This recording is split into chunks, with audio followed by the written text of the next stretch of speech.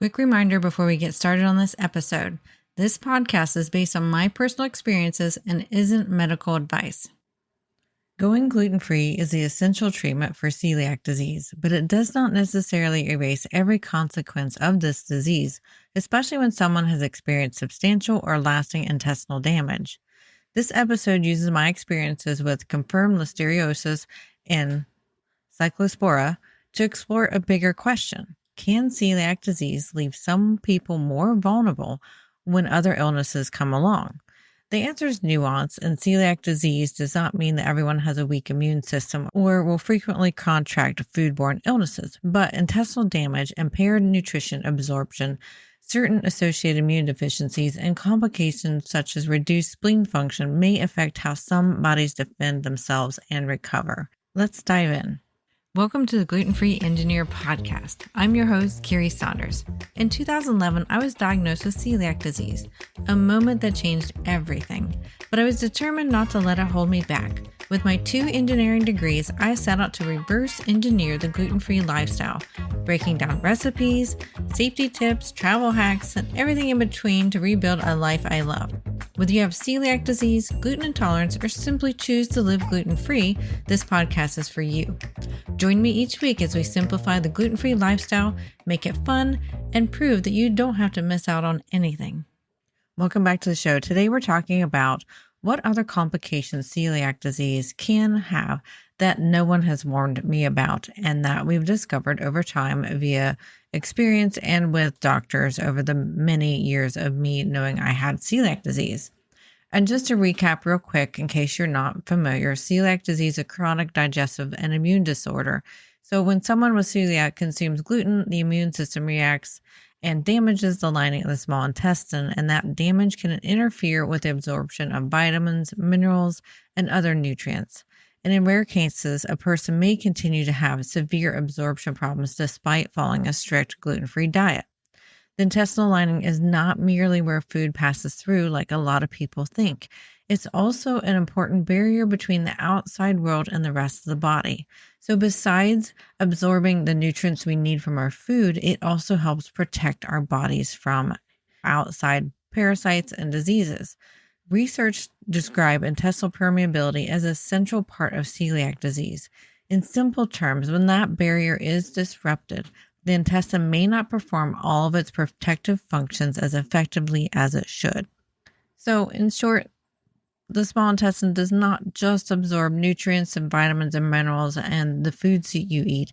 It's also a part of our body's defense system. It's part of our immune system. So 2 summers ago, I became seriously ill after eating lunch meat that had been contaminated with listeria. You may recall the boar's head lunch meat recall of, that would have been 2024. It was around July of 2024. We don't generally eat lunch meat very often, but when we go on trips, it's a really easy, convenient lunch when we don't want to eat out all the time, and it's just easy to take with us. So we took our normal lunch meat to Myrtle Beach, having no idea that this was out there, because I don't think the world actually even knew this yet, because it was like another week or 2 before this recall came out. So we ate our lunch meat. I was feeling fine. We get home from vacation and I start not feeling really great, and neither does my husband either. And we didn't think too much about it. It could have been post going on vacation and trying to be super careful of not getting cross-contaminated or gluten or, our other food intolerances like soy, but we weren't feeling great. Well, we got lunch meat again just because we had gotten it a couple weeks before. It was kind of nice for something different for lunch. Well, I started feeling so terrible.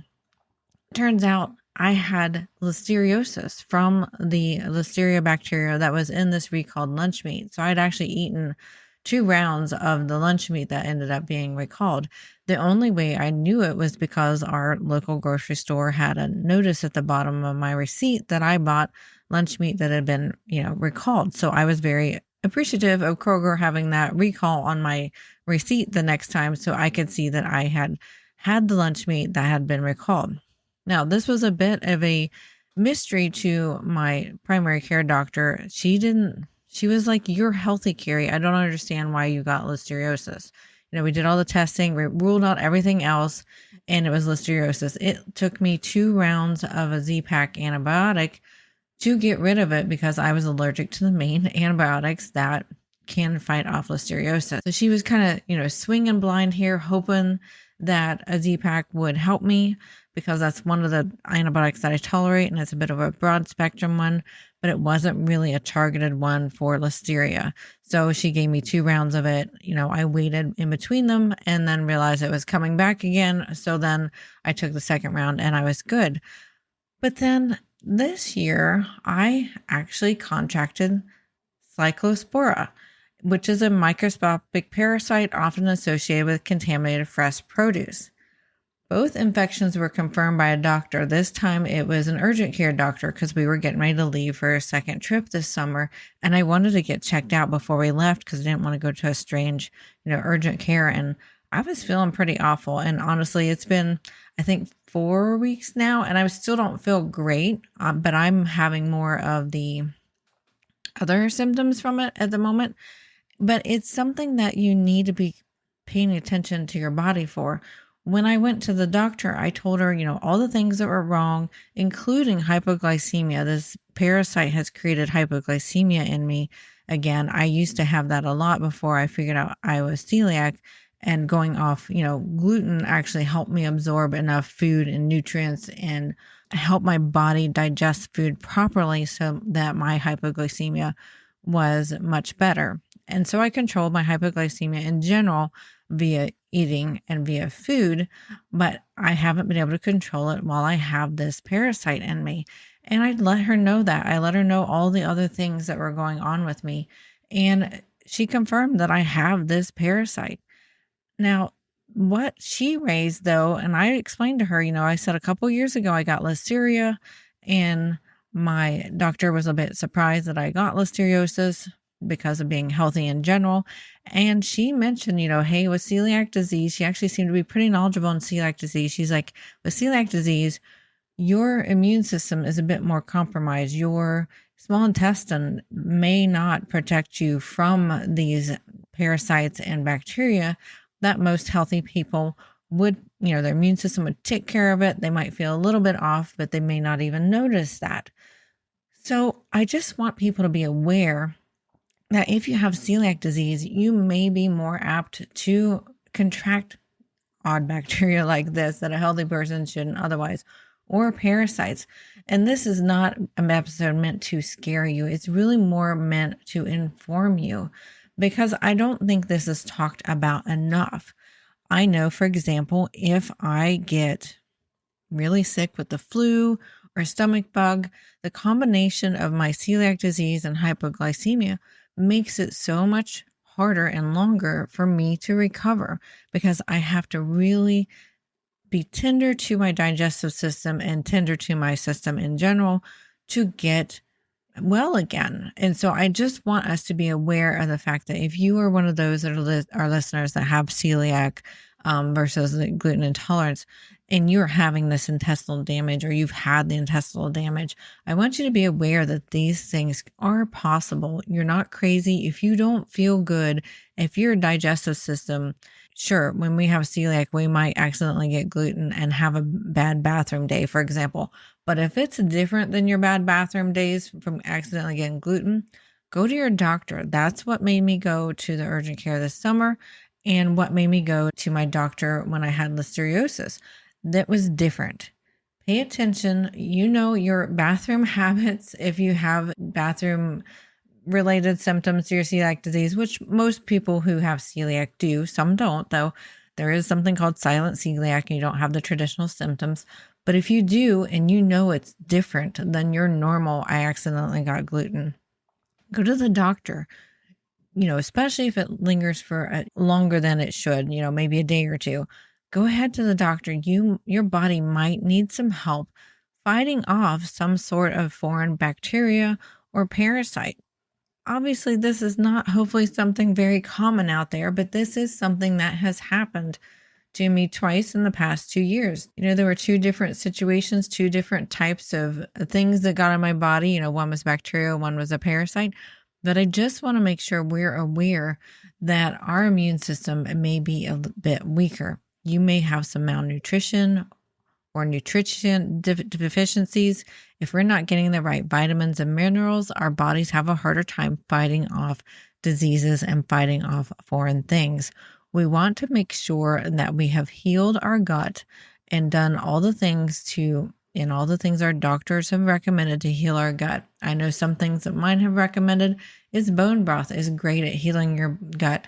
It's something I do occasionally, not all the time. I'm not a huge fan of it. I'll be honest with you. I would rather put it in like a soup and get it that way rather than straight. But there are different ways you can heal your gut. I highly recommend talking to your doctor or your practitioner. See what they recommend, especially if you find yourself, like me, getting these odd illnesses that you should be okay with. I know one of my gluten-free friends she's a person who cleans dormitories here at our university, and she's gotten super duper sick cleaning the dormitories because she's accidentally gotten some sort of digestive thing from there, and she's got celiac, so it's easier to get in her body. So I just want to encourage us to really take care of ourselves, really listen to our bodies, and go to the doctor when you know something's off. So hopefully this helps you understand the other problems that you might get with celiac disease. That damage isn't not just nutrition wise, it also could be a immune system barrier issue that you can use to discuss with your doctor. Thank you for listening to this episode of The Gluten-Free Engineer. If you found value in this story, please share it with someone who might need encouragement on their own gluten-free journey. For more tips, recipes, resources, and even links to my YouTube channel, head on over to theglutenfreeengineer.com. It's your one-stop hub to make gluten-free living simple, fun, and full of flavor. And don't forget to subscribe so you never miss out on an episode. And we will see you next week. The Gluten-Free Engineer podcast is for informational and entertainment purposes only. I share my personal experiences and stories about living with celiac disease and navigating a gluten-free lifestyle. This podcast does not provide medical advice. Always consult with a qualified healthcare professional for medical questions, concerns, or advice specific to your health. Before we continue, I'd like to introduce you to a service that I really love, the Dinner Daily. It's a meal planning service that makes gluten-free life so much easier, especially for busy families. Each week, you'll get a meal plan with a grocery list that's customized to your local grocery store sales, helping you save time and money. You can fully tailor your plan to fit needs and select other food sensitivities and food preferences, and you'll still get one simple menu the whole family can enjoy. And right now, you can get 20% off a full year membership at less than $4 a month with code GFE at thedinnerdaily.com. No more what's for dinner stress, just simple family-friendly meals made for the way you eat. Now back to the show.